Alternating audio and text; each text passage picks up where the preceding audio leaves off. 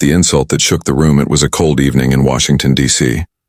The air outside the grand hall carried a quiet tension, as if it knew something unexpected was about to happen. Inside, the chandeliers glowed softly over a sea of expensive suits, elegant dresses, and carefully practiced smiles. It was one of those nights when power gathered in a single room. World leaders, tech pioneers, diplomats, journalists, and celebrities mingled, their conversations blending into a smooth hum of ambition. At the far end of the hall, near a long table filled with golden plates and silver cutlery, stood Sundar Pichai, calm as ever. His posture was straight, his eyes thoughtful. He had attended hundreds of such events, but tonight, he had a strange feeling. It wasn't fear. It was more like a quiet awareness that the night would not be ordinary.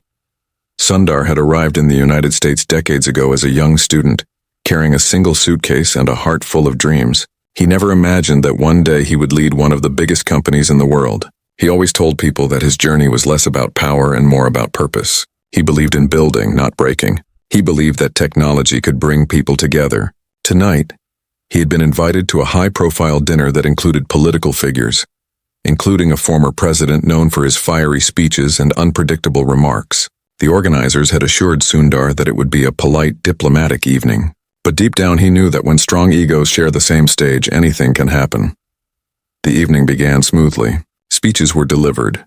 Applause rose at the right moments, and journalists scribbled in their notebooks as cameras flashed from the edges of the room. Sundar spoke briefly about innovation and global cooperation. His words were measured, humble, and thoughtful. He spoke of the power of education, the importance of kindness in leadership, and how respect across cultures can shape a better world. The audience listened with quiet attention. For a moment, the room felt united by his words. But then, something shifted. When it was the turn of the former president to speak, the atmosphere grew electric. People leaned forward, sensing the unpredictable energy he always carried. His speech began with jokes, light remarks, and sharp observations about current affairs. Laughter echoed through the hall. Then unexpectedly, his tone hardened. He began speaking about immigration, about cultures, about what he called protecting the American identity. His words grew louder, sharper, and more provocative. Journalists raised their pens. Some guests exchanged uneasy glances, and then in a single line he crossed a line no one expected him to. He turned toward Sundar, pointed his hand casually, and said with a half-smile, "And look at these people from India.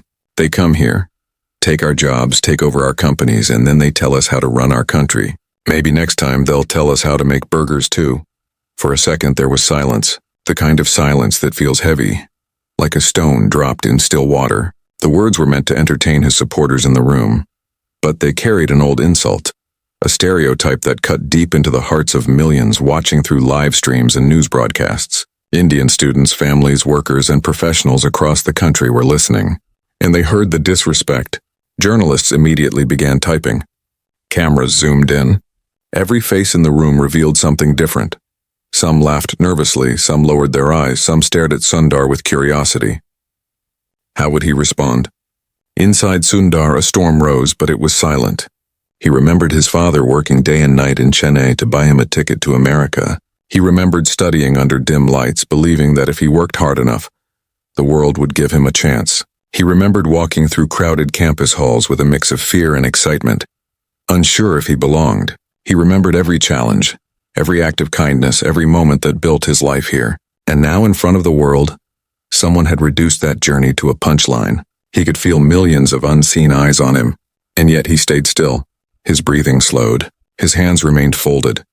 The moderator of the event shifted uncomfortably, unsure whether to interrupt or let it slide. Some people began clapping awkwardly, not because they agreed, but because they didn't know what else to do.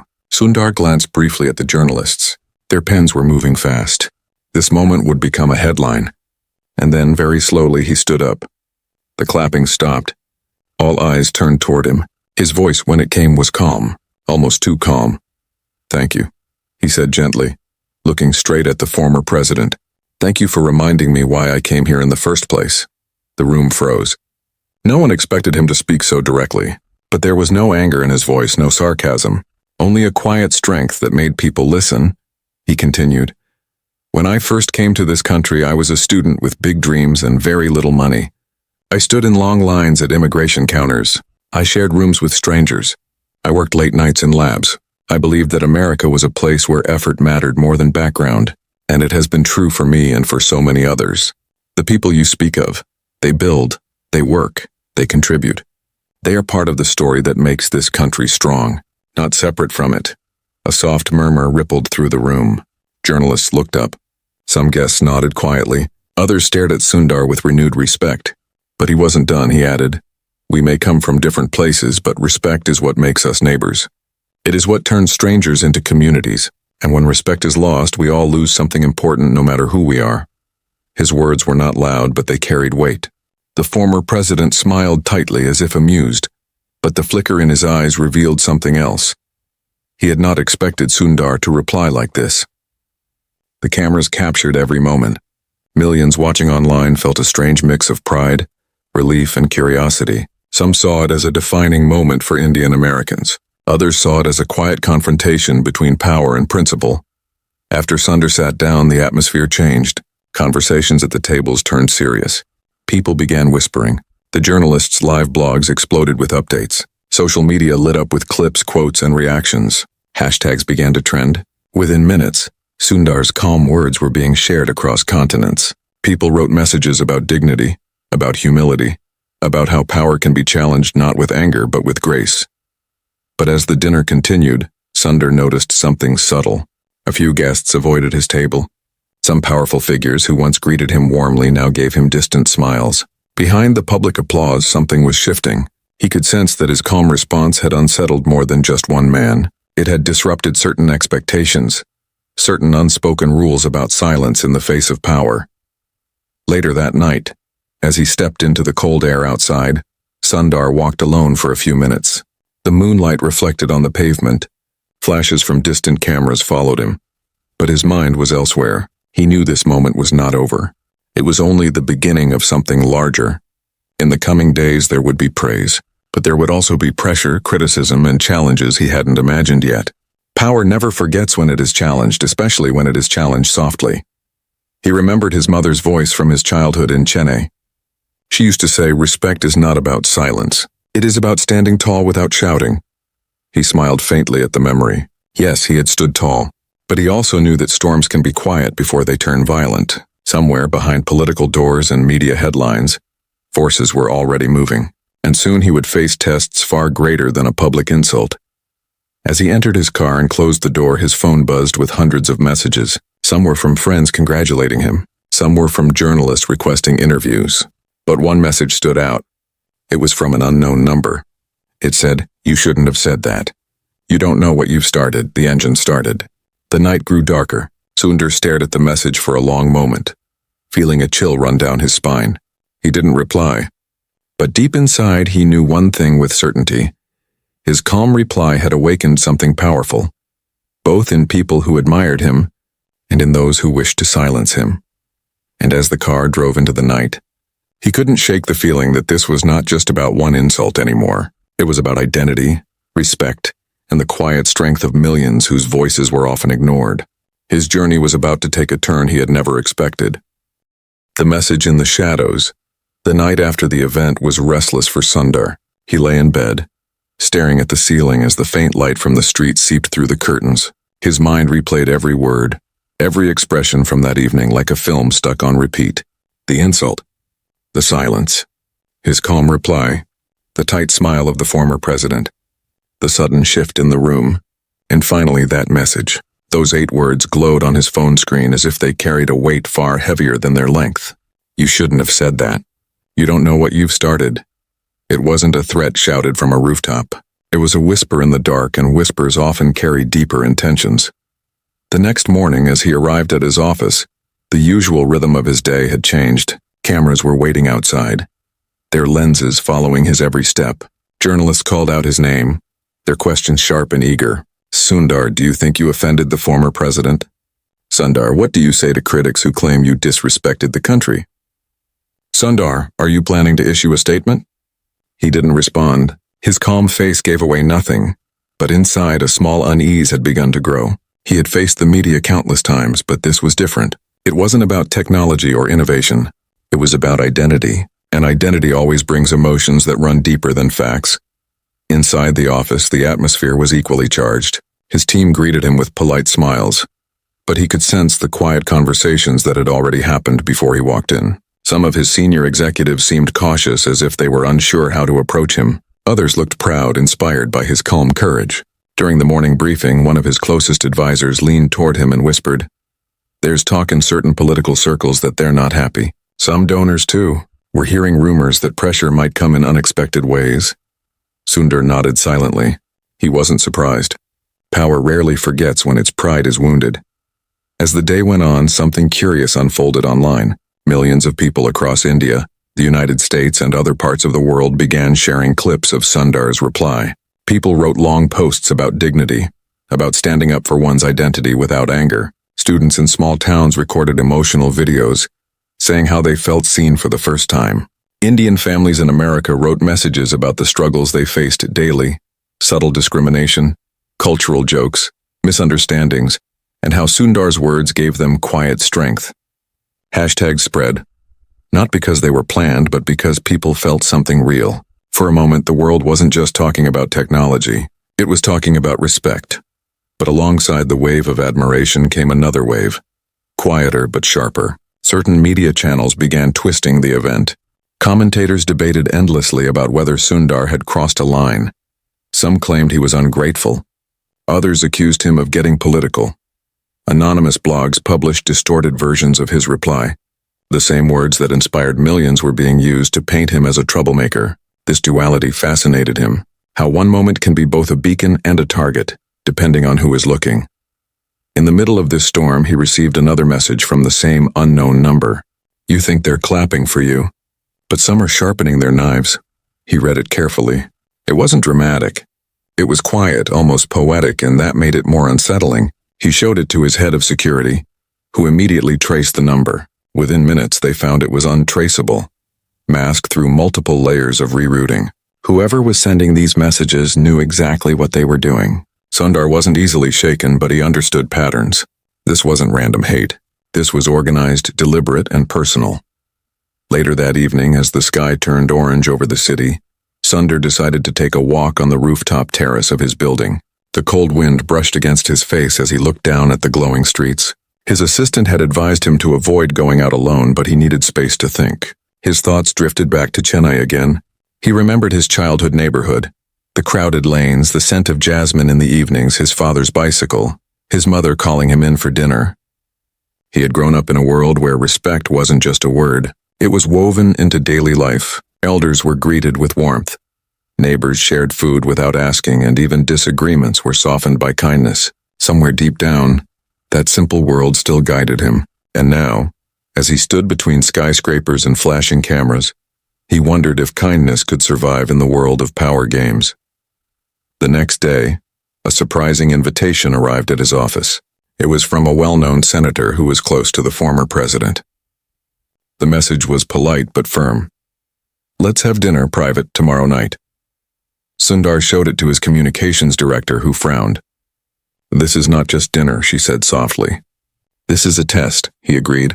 He had attended many such private dinners before, but this one felt different. It carried the scent of negotiation, maybe even warning. The world outside saw his calm reply as heroic, but inside the corridors of power it was being treated as a move in a larger chess game.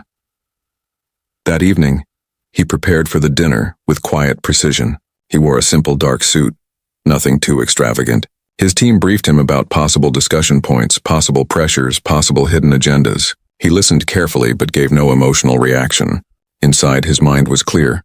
He would not apologize for speaking the truth, but neither would he seek confrontation. He believed that respect could hold its ground without shouting. The dinner was held in a quiet, luxurious restaurant on the outskirts of the city. The lighting was soft, the tables few, the air filled with the faint sound of distant music.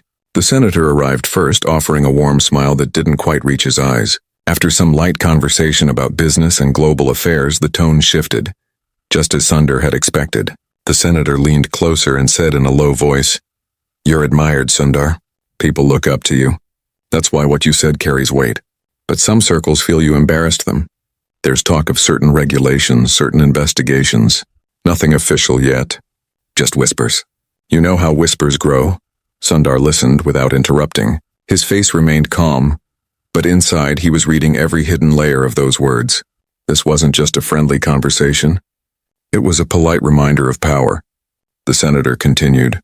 They're willing to let this pass quietly. But it would help if you softened your stance. Maybe issue a statement. Something diplomatic. Something that says we're all on the same side. Sundar smiled faintly and replied, I have always believed we're on the same side when it comes to respect. The senator's smile froze for a moment. It was subtle, but Sundar saw it clearly. After the dinner, as he stepped outside, the wind was colder than usual. His driver opened the car door, but before he entered, Sundar paused. Across the street, partially hidden behind a lamppost, stood a man in a dark coat. His face was shadowed, but Sundar could feel his gaze. For a brief second, their eyes met. The man didn't move. Then just as quietly, he turned and walked away into the night. Sundar sat in the car, silent. He didn't mention the man to anyone, but the image stayed with him. The following morning, his assistant rushed into his office, her face pale. You need to see this, she said, placing a tablet in front of him. A major news outlet had published a story claiming that his company was under investigation for possible violations.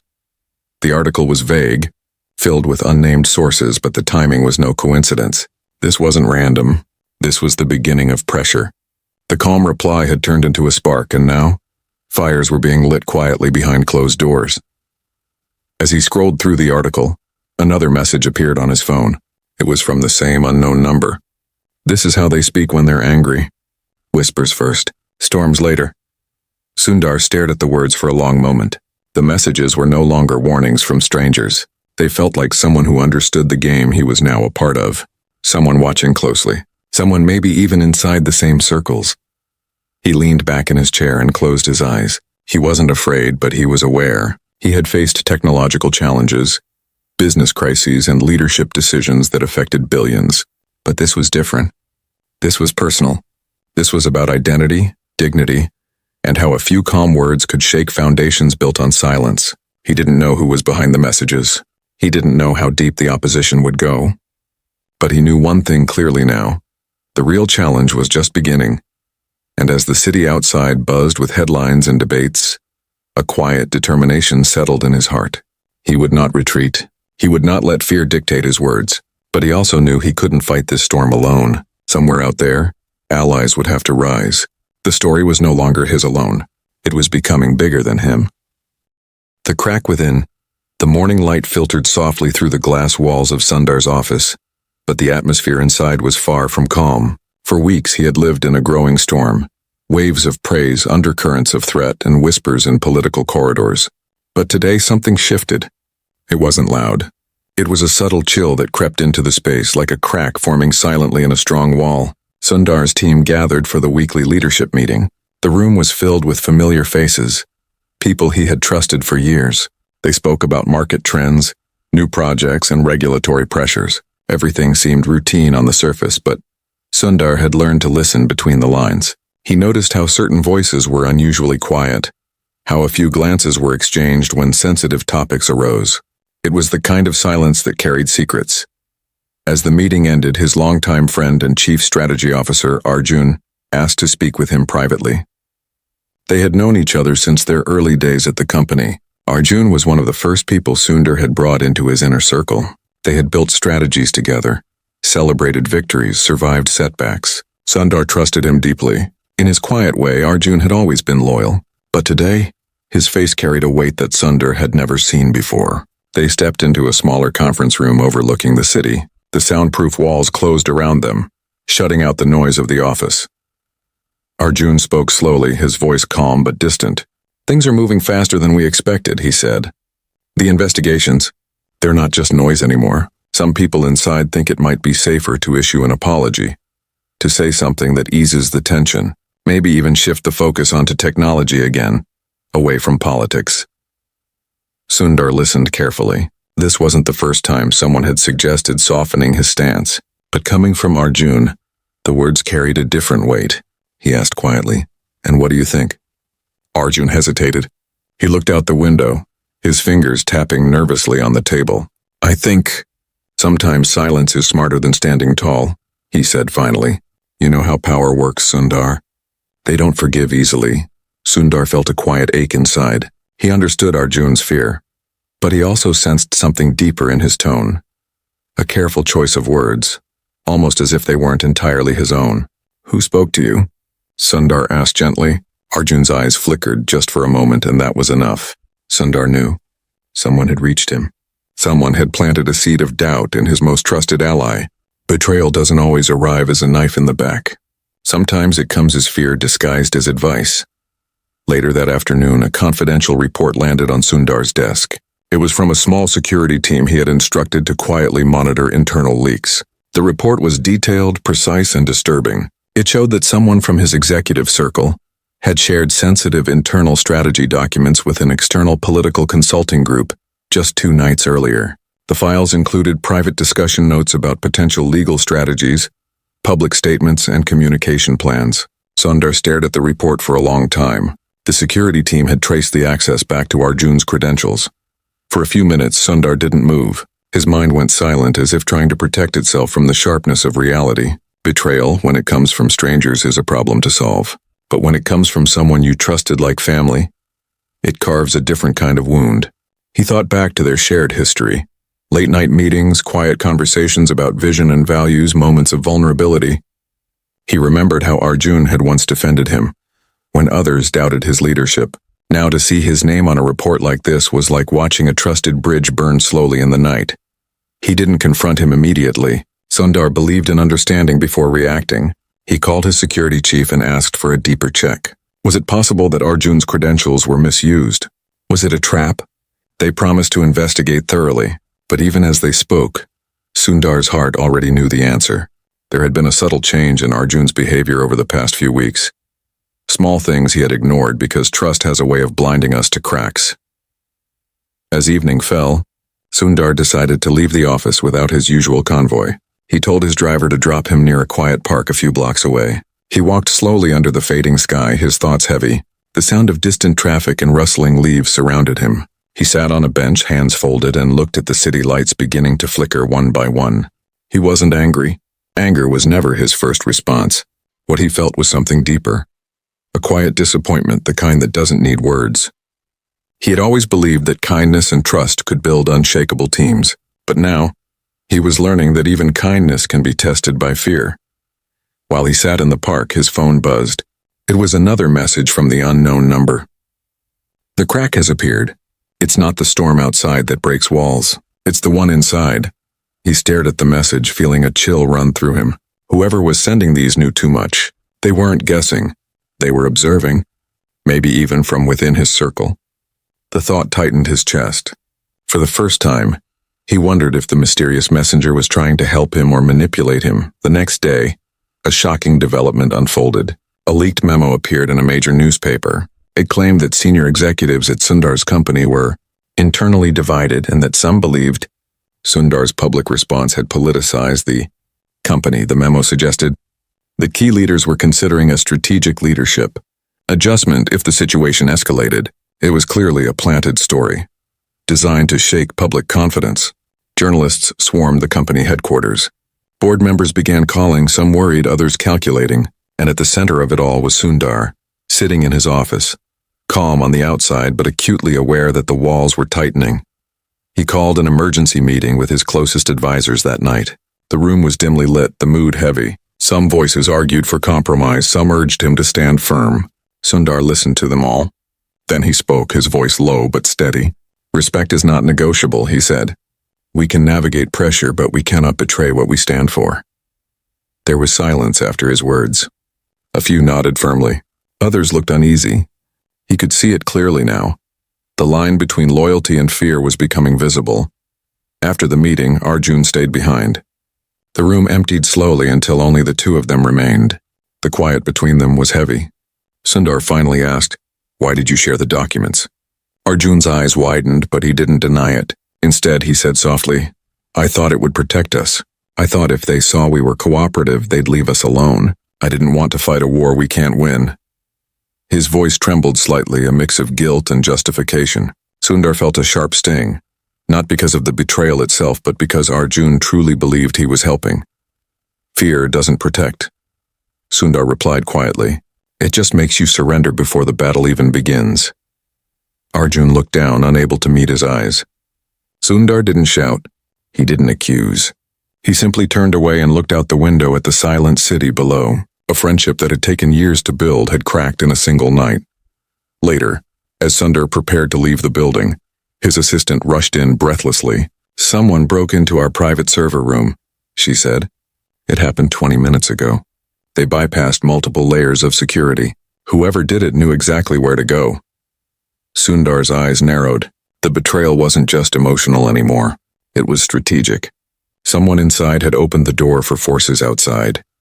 He walked down the hallway, the distant sound of alarms faint in the background. This wasn't just a battle of words anymore. It was becoming a battle of trust, identity, and hidden enemies. And deep down, he felt that the real mastermind hadn't revealed themselves yet. The silent counter. The server room breach changed everything. It was no longer about political whispers or hurt pride. It was now a direct intrusion, a calculated move. The following morning, the usually calm corridors of the company buzzed with quiet panic. Security teams rushed between floors. System administrators combed through lines of code and senior executives whispered behind closed doors. Sundar watched it all from his office window, his mind unusually still. Chaos around him often made him think more clearly. For years, he had led through innovation and trust. Now he had to lead through shadows and strategy. The investigation revealed something chilling. The intruder had bypassed several security layers that were only known to a handful of top executives. Whoever had done this wasn't just skilled, they were guided. Digital footprints were wiped with precision, but a small trace remained. A single encrypted key used during the breach matched one that belonged to a private contractor, hired months ago for a separate cybersecurity project. The contractor had no direct access to the server room, but had worked closely with someone who did. The circle of suspicion narrowed. Sundar realized this was not a random act. It was part of a carefully orchestrated plan to weaken his leadership by attacking trust from the inside. Instead of responding publicly, Sundar chose silence, not because he was afraid, but because silence, when used wisely, can be more powerful than noise. He called a small midnight meeting with 3 people he trusted completely. No senior executives, no board members, just a legal advisor, a security chief, and a communications strategist. They met in a quiet apartment away from the company's campus. The city lights outside were dim, and the room was lit only by a single lamp on the table. Sundar spoke softly, his voice steady. "If they're watching us inside, we need to think outside," he said. "We will not give them our reactions. We will give them surprises." They spent hours outlining a quiet counter-strategy. First, they decided to plant false internal information about a planned resignation of a key leader. It was designed as bait, carefully packaged in a document with limited access. If it leaked, they would know exactly which inner circle the betrayal was coming from. Second, they initiated a silent audit of all high-level communications, not through official channels but through a private network set up temporarily for this purpose. Third, Sundar began drafting a speech not for immediate release but for the right moment. It would address the storm with calm precision, shifting the narrative from defense to purpose. Timing, he knew, would be everything. Days passed quietly, but beneath the surface every hour carried a new turn. The planted document leaked within 48 hours. It appeared in a political blog known for its insider scoops. The story claimed that a key executive was planning to step down due to disagreements with Sundar's leadership. It was exactly the bait they had set. The access logs pointed to a specific group of senior executives, and among them was Arjun. The betrayal was confirmed. It hurt him to see it in black and white, but pain has a strange way of sharpening resolve. The storm outside no longer frightened him. It was the storm inside that he now intended to control. Meanwhile, the investigation into the server breach uncovered another layer. The contractor who had been involved suddenly disappeared. Their digital identity vanished overnight. Bank accounts were closed. Phone numbers were disconnected. It was as if they had never existed. Sundar sat with his security chief late one night, staring at a map of digital trails that led to dead ends. "This is bigger than politics," his chief said quietly. "Someone is moving with resources that go beyond a simple smear campaign." Sundar nodded. He had already sensed it. This wasn't just about humiliating him publicly. It was about destabilizing something larger. In the midst of this, something unexpected happened. One of the company's junior engineers, a quiet young woman named Kavya, sent an encrypted message to Sundar's private channel. It contained fragments of suspicious network activity, She had noticed weeks before the breach. She had reported it through normal channels but received no response. Her log showed unauthorized data packets traveling to a hidden endpoint late at night, always routed through internal devices belonging to senior officials. Her observations were sharp, her analysis clean. Sundar called her personally, thanking her for her vigilance. Her surprise at hearing his voice reminded him why he had always believed in the power of ordinary people. Often, truth hides in the quiet corners, not in boardrooms. As Sundar pieced the puzzle together, he began to see patterns others missed. Someone had planned this carefully. Attack his image publicly, divide his leadership team internally, create leaks to erode trust, and exploit the cracks through a coordinated breach. But what they hadn't expected was his patience. Many would have reacted with statements, denials, or open accusations. Sundar chose to move like water, quietly shaping itself around obstacles, finding paths no one anticipated. One late evening, he received another message from the unknown number. This time it was longer. You've started to move. They will notice soon. But remember, the face you see in daylight is not the one pulling the strings at night. Follow the silence, not the noise. He read it 3 times. Whoever this person was, their words were always layered, sometimes warning, sometimes guiding. He still didn't know whether to trust them, but their timing was always precise. He decided to trace the messages once more. His team found that they came from a rotating set of global locations: Hong Kong, Berlin, Buenos Aires, Delhi, never the same twice. It was like chasing a shadow. The moment to speak finally arrived when a government committee sent him an official summons for a closed-door hearing. The media spun it as a sign of weakness. Analysts predicted his fall. Some board members began whispering about succession scenarios.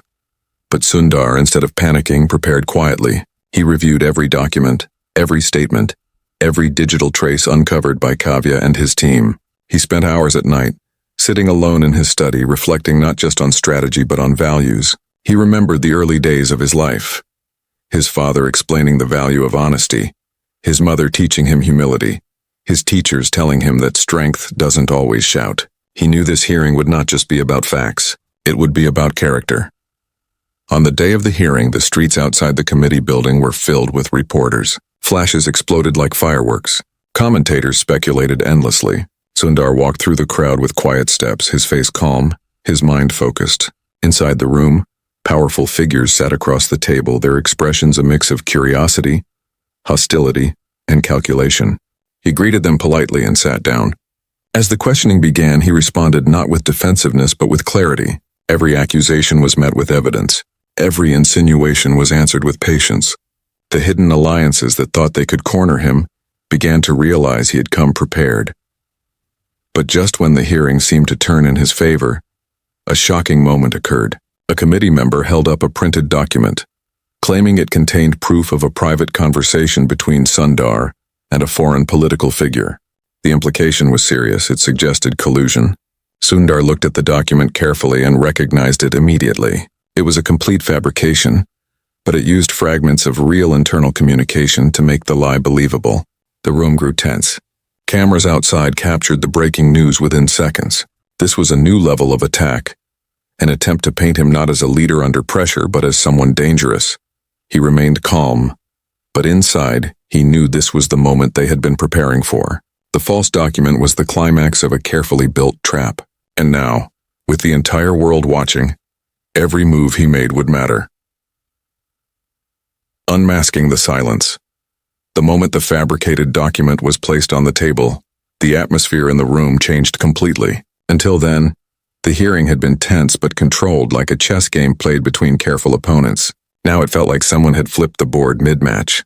The committee members leaned forward, some pretending to be surprised, others clearly waiting for this exact moment. Sundar took the document slowly, studying every line. The headers, the structure, the carefully inserted fragments of truth wrapped around a core of lies. It was designed to confuse, not to prove. He had seen misinformation campaigns before, but this was personal, calculated to strike at the heart of his integrity. As the questioning intensified, Sundar remained calm. He didn't rush to defend. Instead, he asked to examine the metadata of the document. A few members shifted uncomfortably. They hadn't expected this request. His legal team quickly accessed the copy through official channels. Within minutes, the hidden layers began to surface. The document had been created 3 weeks earlier, long before the hearing, using a system that didn't belong to his company or the committee. The embedded author tag was scrambled but partially revealed a fragment of a username, 3 letters and a number. It wasn't much, but Sundar's sharp eyes noticed something the others missed. The username fragment matched part of an internal code used by one of their own third-party vendors, a vendor that Arjun had recently pushed to hire. This single clue lit a spark in his mind. Suddenly, several scattered events began to connect like pieces of a puzzle falling into place. The unknown messages, the leak of the planted document, the server room breach, the sudden disappearance of the contractor, and now this fabricated evidence, all of it pointed not to a single individual, but to a network. A quiet, well-funded group that had embedded itself through political channels, business relationships, and personal loyalties. And someone close to him had been their bridge. After the hearing, Sundar returned to his office not defeated but focused. Outside, the media painted a chaotic picture. Some claimed he was cornered. Others said he had stayed calm under pressure. But inside his mind, a new clarity was emerging. He called Kavya, the junior engineer who had first spotted unusual network activity, and invited her to join a small, confidential task force. She was nervous but determined. Her quiet intelligence had already proven more valuable than most of the senior executives. Along with his security chief and legal advisor, Sundar formed what he called a silent circle. They met late at night in a discreet location, away from surveillance, away from familiar eyes. Together, they began mapping every unusual activity over the past 6 months. Kavya's data logs revealed a recurring pattern. There was a series of encrypted transmissions sent every Sunday night, between 2 and 3 a.m., routed through multiple proxy layers before reaching their final endpoint. Each packet was small but consistent, like whispers passed in the dark. Through careful reverse tracing, they found the origin wasn't external. It started from a device located inside the executive floor. This was the proof Sundar had been waiting for. The betrayal wasn't an abstract concept anymore. It had a heartbeat, a location, and soon it would have a name. While the silent investigation continued, Sundar made a surprising public move. He agreed to appear on a major international news program. Many advised against it, fearing the media would twist his words, but he understood something deeper. When lies spread in darkness, truth must step into light. During the interview, he didn't attack anyone. He didn't even mention the fabricated document directly. Instead, he spoke about values, responsibility, and the importance of standing firm when narratives are shaped to silence truth. His calm, thoughtful words reached millions. Ordinary people, who had no stake in politics or business, began to see the situation through a human lens rather than a political one. The silent network had tried to control the story, but his voice, steady and sincere, began to reshape it. Behind the scenes, the task force made a breakthrough. Kavya discovered that one of the encrypted transmissions had failed midway due to a temporary server error. In that brief moment, part of the data wasn't routed through the proxy layers. The partial IP address revealed the endpoint was a private server located in a quiet suburb outside Washington. It was registered to a shell company that had no employees, no real business, just a mailbox. Sundar decided to visit the location quietly with his security chief. Under the dim light of a rainy evening, they drove through narrow streets lined with silent houses. The building was ordinary, a small office with dark windows. But inside, through legal channels, they found rows of idle servers, some wiped, some still carrying fragments of the network's operations. Among the recovered files, one folder stood out. It contained communication records between unnamed individuals, discussing strategies to contain Sundar after his response to the former president. Their tone was cold, calculating, as if they were planning the dismantling of a system, not a human life. Phrases like leverage internal fracture, push narrative through controlled media, and apply legal distraction appeared repeatedly. But one message buried deep inside caught Sundar's attention. It simply said, Phase 4 begins when the ally turns. And next to it, a code name, Mirror. That night, back in his study, Sundar stared at the word mirror on the screen. It wasn't just a code name. It felt symbolic. Mirrors reflect what you show them, but they can also hide cracks behind their shine. He thought about everyone close to him. Arjun's betrayal was painful but obvious now. Mirror suggested something else. A person still inside, still close, pretending to reflect loyalty while quietly moving against him. The realization was both frightening and strangely empowering. Knowing that the enemy hides behind a familiar face means the next move must be surgical, not loud. Meanwhile, the unknown messenger sent another message. "You've found the door, but the one holding the key stands beside you." Sundar read it slowly, feeling its weight. Whoever this messenger was, their timing was uncanny, almost as if they were inside the same investigation. The line blurred between ally and manipulator, but the message confirmed what Sundar already suspected. The real betrayer wasn't outside the circle anymore. It was someone who still had his trust. The following morning, he called for a confidential meeting with every senior executive. His tone was calm, but his eyes scanned every face carefully. He spoke about unity, about the storm they were facing, and about the need to rebuild trust internally. Some nodded with genuine loyalty. Others shifted in their chairs. Sundar's instincts sharpened with every subtle movement. As the meeting ended, he quietly activated a silent trace system that monitored every device accessing sensitive company channels. This was no longer just leadership. It was a quiet hunt. Days passed like slow-burning fuses. The media continued to speculate. Political circles tightened their games and hidden forces watched silently. But inside the company, something began to change. Sundar's calm presence started to restore faith among ordinary employees. Whispers of betrayal were slowly balanced by whispers of resilience. Kavya's work inspired others to pay attention, to care, to protect. What had begun as an isolated attack on one man was slowly transforming into a collective stand for something larger.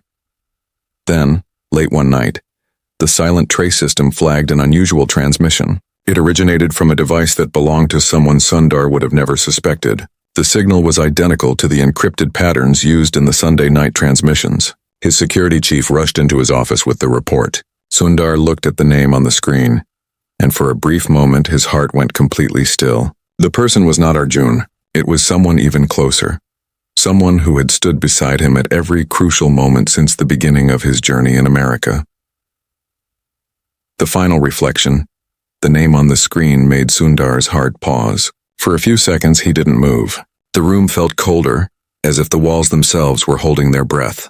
The signal came from the device of Mira, his longtime executive assistant and one of the few people who had been by his side since his early days in America.